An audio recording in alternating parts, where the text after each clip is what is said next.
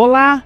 Sejam muito bem-vindos a mais um episódio do nosso curso Ética na Saúde e Ética na Enfermagem.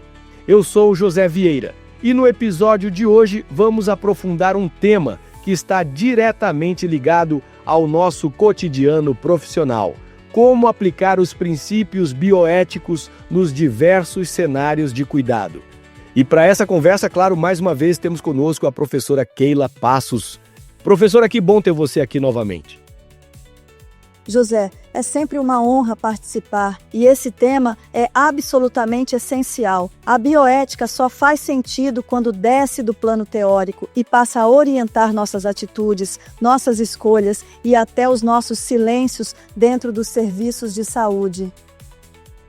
E é justamente isso que a gente vai explorar hoje: como os princípios da beneficência, não maleficência, autonomia e justiça se traduzem em condutas reais, em ambientes que vão desde o domicílio do paciente até as unidades de terapia intensiva. Exato. A bioética é viva, prática e adaptável. Ela nos desafia a fazer julgamentos éticos contextualizados. O que funciona em um ambulatório urbano pode não se aplicar em uma zona rural ou em uma situação de emergência. Cada cenário tem suas demandas, suas urgências e suas limitações. Vamos começar então falando do atendimento ambulatorial e domiciliar, onde o vínculo entre profissional e paciente é mais direto, mais dialogado. Como os princípios bioéticos se aplicam aqui? Esse é um dos contextos mais ricos para se trabalhar a autonomia. Aqui o paciente geralmente está lúcido, consciente, e é possível envolvê-lo diretamente nas decisões. O profissional deve explicar com clareza as opções de tratamento, garantir o consentimento informado e respeitar até mesmo quando o paciente decide recusar determinada conduta, desde que esteja em plenas condições de entendimento. Um bom exemplo, professora, seria aquele paciente que recusa o uso de medicamentos por razões religiosas. O profissional não deve simplesmente impor sua visão, não é? De jeito nenhum. Nesses casos, o diálogo é o caminho. A gente precisa entender os valores do paciente, buscar alternativas terapêuticas viáveis, fazer educação em saúde de forma respeitosa e construir, junto com ele, um plano de cuidado possível dentro da sua realidade. E quando falamos de beneficência e não maleficência, o que o atendimento ambulatorial exige de nós?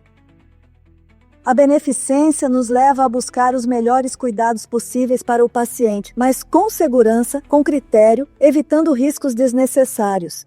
A não maleficência aparece quando decidimos, por exemplo, não prescrever um medicamento que tem mais efeito colateral do que benefício em determinado contexto, ou quando evitamos exames invasivos sem real necessidade. Especialmente no cuidado domiciliar, o desafio ético cresce. Precisamos respeitar o espaço da casa, manter o sigilo mesmo com familiares por perto e lidar com situações como pobreza, falta de medicação ou infraestrutura precária. E aí entra também o princípio da justiça, certo? Sim, avaliar se aquele paciente tem condições reais de acesso ao sistema, aos exames, ao transporte, aos remédios. Às vezes, o profissional precisa ir além da técnica, precisa encaminhar para a assistência social, acionar a rede de proteção, ser um verdadeiro defensor dos direitos do paciente. Excelente, professora! Agora vamos para o outro extremo: o ambiente hospitalar e de emergência, onde o tempo é curto, a gravidade é alta e a pressão é constante. Como a bioética funciona nesse cenário? Nesses casos, os princípios continuam valendo, mas a forma como são aplicados muda. A beneficência e a não maleficência são centrais na hora de tomar decisões rápidas, mas eficazes e seguras. Precisamos seguir protocolos, agir com objetividade, mas sem perder de vista a dignidade do paciente. Um exemplo claro é quando um paciente entra em parada cardiorrespiratória e a equipe precisa decidir rapidamente se vai iniciar a reanimação ou não. O que fazer se ele tem uma diretiva antecipada recusando esse tipo de intervenção? Exatamente. A ética exige que a equipe verifique a existência de diretivas e as respeite. Se o paciente expressou sua vontade anteriormente, cabe à equipe honrar isso, mesmo sob pressão. Já a autonomia, mesmo em urgência, deve ser considerada. Sempre que possível, ouvir o paciente ou a família, respeitar seus valores, sua cultura, sua história. E quando isso não é viável, as decisões devem se pautar pelo melhor interesse, de forma ética e criteriosa. E no hospital, o princípio da justiça também se torna visível em momentos delicados, como a distribuição de leitos ou o acesso a recursos limitados, certo? Sem dúvida. Em UTIs lotadas, por exemplo, a justiça nos obriga a tomar decisões com base em critérios clínicos objetivos e não em favoritismos. É duro, mas necessário. Além disso, o respeito entre as equipes é um componente ético essencial nesse contexto. A falta de diálogo entre médicos, enfermeiros, fisioterapeutas pode gerar conflitos éticos gravíssimos. E agora vamos ao cenário da saúde pública e comunitária, onde os desafios são ainda mais amplos e envolvem comunidades inteiras. O que você destaca aqui? A bioética na saúde coletiva exige uma visão mais abrangente de justiça social. Não basta tratar o indivíduo, é preciso transformar a realidade. Isso significa desenvolver políticas públicas que reduzam desigualdades, respeitar as culturas locais, lutar contra o preconceito e incluir populações historicamente marginalizadas. E a autonomia aqui não é só individual, é também coletiva. As comunidades precisam participar das decisões, entender os riscos, se sentir respeitadas. Um exemplo seria aquele caso em que uma comunidade indígena recusa uma vacina e a equipe de saúde precisa buscar uma mediação ética ao invés de impor. Isso mesmo. A imposição destrói vínculos. O que precisamos é de escuta, de diálogo intercultural, de envolvimento das lideranças.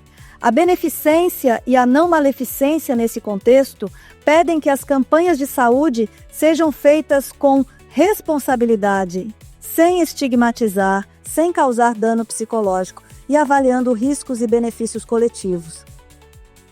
Professora Keila, que reflexão poderosa! A gente percebe que a prática ética exige muito mais do que seguir regras. Exige sensibilidade, escuta, adaptação. Exige sim, José. A bioética nos chama a pensar antes de agir, a ponderar antes de decidir. E isso vale para o ambulatório, o hospital, a comunidade e qualquer espaço onde o cuidado aconteça. E com isso encerramos mais um episódio do nosso podcast. Obrigado, professora Keila, pela sua presença sempre enriquecedora.